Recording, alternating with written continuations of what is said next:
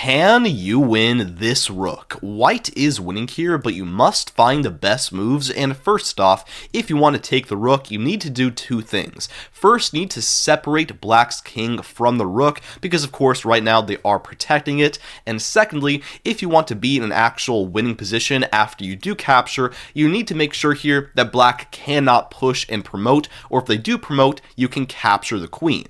Now, where do we actually start? Well, let's start with trying to rule out some moves. You have 8 king moves here. All of them don't really do much, so those aren't useful. You have a rook check, rook b8, but of course black can simply move their king up here, and if you trade, well, this position is just a dead draw. There's not much going on here. However, you do have some interesting moves with your bishop, those being bishop to a3 check and bishop to h6 check. Why? Well, let's take a look at bishop to a3 check first. Black here must slide over, and now what it looks like you can do is play king to e6. With this, you are threatening rook to b8 here, checkmate, and it seems like black's only way of stopping that is to run to d8, at which point you play the check, black moves, and you can capture the rook over here, and you are completely winning. The issue is black has the very annoying move here, rook to g6 check, attacking your king, and yes, you can attack them back,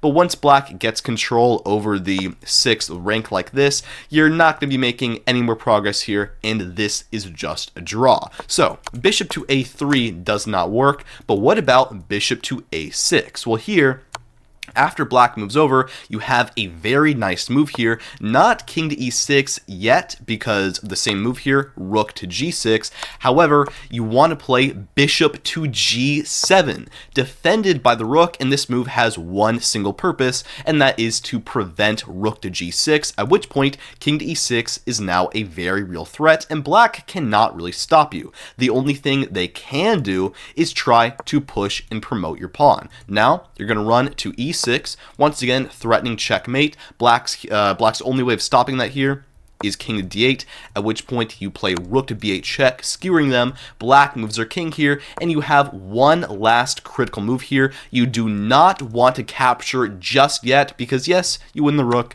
but black will push, promote, make a queen, and you cannot take it here, so this is just a draw. Instead, you want to play bishop to e5 check first, attacking their king, forcing them to c6, that way after you capture, and black promotes, their king and their queen are aligned, which allows you to get a second skewer with a rook to c8, at which point they move, you capture, and you are completely winning.